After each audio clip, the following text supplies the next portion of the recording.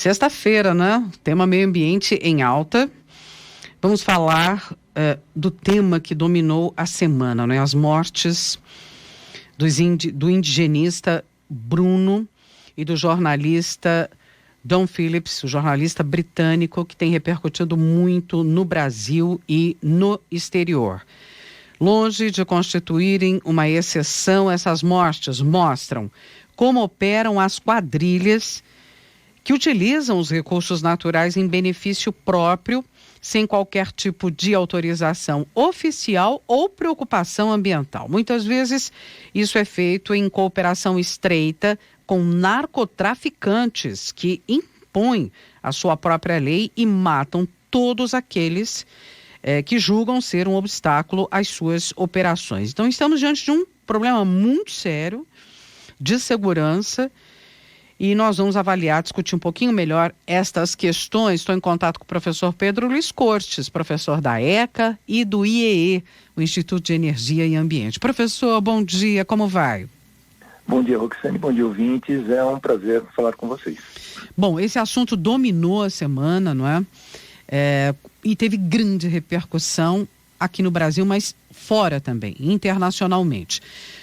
Como é que o professor vê essa situação, especialmente relacionada à questão da segurança nessas áreas? Está totalmente comprometida, não é? Inclusive, não é de hoje que a União dos Povos Indígenas vem denunciando e pedindo a presença do Estado e das forças de segurança na região.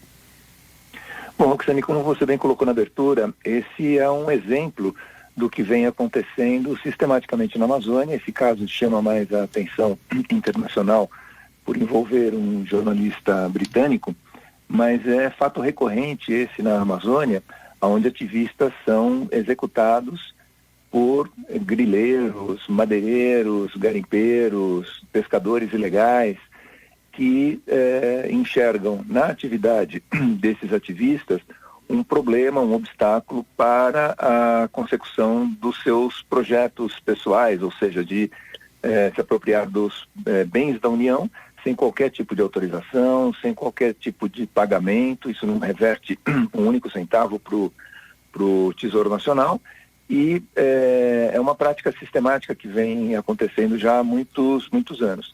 Isso mostra que a segurança na Amazônia, de maneira geral, ela está seriamente comprometida.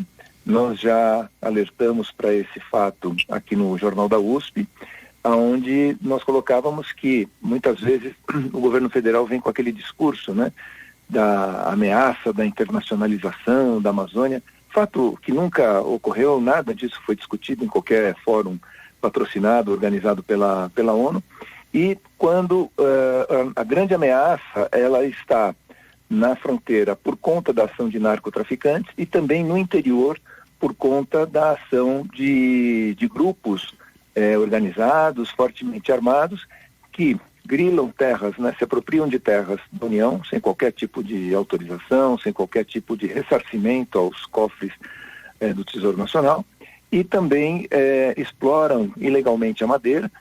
Recentemente a Polícia Federal identificou uma rede, né, de, entre aspas, legalização dessa madeira para que ela possa ser exportada.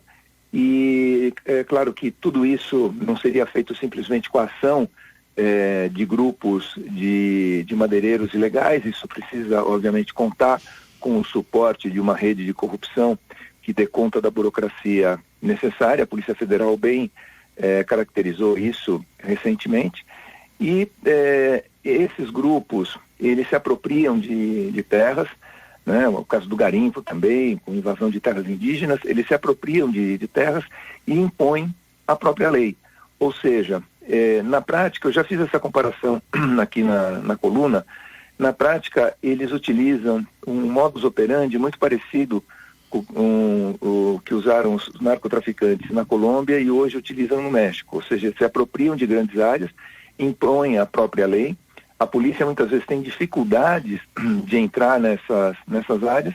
A diferença é que, no caso da Colômbia, no caso do México, o produto final tem a sua comercialização proibida, são as drogas.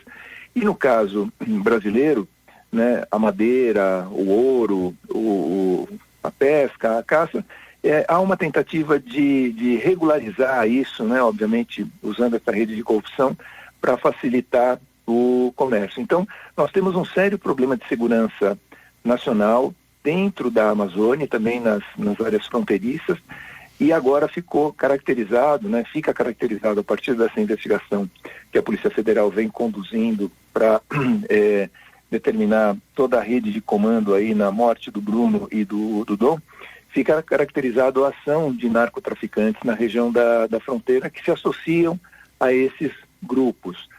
Então, nós temos um comprometimento da nossa segurança, porque áreas públicas são dominadas por esses grupos que acabam impondo a própria lei e decretando a morte daqueles que eles não consideram, ou aqueles que eles consideram ser um obstáculo às suas operações. Bom, a gente se pergunta qual seria a solução e se tem uma solução possível, quer dizer, tem como reverter esse quadro. A gente tem visto, né, o desmonte do próprio INCRA, das forças de segurança no local, enfim. Mas a gente se pergunta se tem saída para isso, se tem como reverter. Não, com certeza tem, Roxane, porque basta voltar à fiscalização que existia há alguns anos, onde, por exemplo, no caso do IBAMA, os fiscais do IBAMA eram acompanhados por agentes da Polícia Federal que garantiam a sua segurança. Então, basta voltar a esse tipo de fiscalização. Seria de fundamental importância em que as Forças Armadas se envolvessem mais na identificação, né, e na tentativa de entendimento melhor do que se passa nessas regiões. Ou seja, é possível, a partir de um esforço conjunto, né, da fiscalização que precisa, né, voltar a níveis anteriores. É muito importante lembrar, Roxane, que nós chegamos a comentar aqui na Rádio USP a respeito dos problemas que o IBAMA estava enfrentando já no governo anterior, né, do Michel Temer, onde ele tinha a possibilidade, ele estava operando com metade do efetivo possível. Né? Por lei, ele tinha a possibilidade de contratar um determinado número de fiscais, mas vinha operando pouco acima de 50% desse valor por falta de dotação orçamentária. E esse número, né, que já vinha, essa quantidade de fiscais que vinham prestando um serviço extremamente relevante, isso foi desmontado, ou seja, o IBAMA ele foi completamente desmontado, outras estruturas, né, de controle, de acompanhamento, como é o caso da FUNAI, também foram desmontadas. Então é necessário, né, e para isso precisa vontade política efetiva, que a fiscalização ela volte a patamares anteriores, que a Polícia Federal continue atuando, né, no acompanhamento dessa fiscalização, e também esse trabalho de inteligência da Polícia Federal, que identifica essas redes, né, de corrupção que tentam legalizar, entre aspas, produtos obtidos ilegalmente, né, dentro da floresta, que essa rede também ela funcione, porque é muito importante seguir o dinheiro, porque é o dinheiro que financia todas essas operações. Então, a situação ela é grave, mas é possível reverter, desde que haja vontade política efetiva e se encare a Amazônia de uma maneira completamente diferente daquela que vem sendo utilizada. Ou seja, nós temos uma possibilidade de uma bioeconomia, desenvolvimento de fármacos, desenvolvimento de produtos químicos para a saúde a partir, né, de plantas ali da floresta, e tudo isso acaba sendo desconsiderado porque há uma persistência num modelo econômico de simplesmente exploração, de extração de recursos naturais, modelo esse que foi adotado em grande parte do Brasil colônia e não resultou em nenhum tipo de desenvolvimento de qualidade para o Brasil. Vamos continuar acompanhando, né, esse tema. Professor Pedro Luiz Costes com a gente aqui sempre às sextas-feiras. Ele é professor da ECA e do IEE, que é o Instituto de Energia e Ambiente da USP. Lembrando que você pode acompanhar nossas conversas semanais em nosso portal. Claro, a gente publica jornal.usp.br/atualidades, Jornal da USP no Ar, primeira edição, você encontra, ou ainda no canal no YouTube, o Ambiente é o nosso meio. Professor Pedro, muito obrigada e até a próxima semana. Até a próxima semana, um abraço a todos.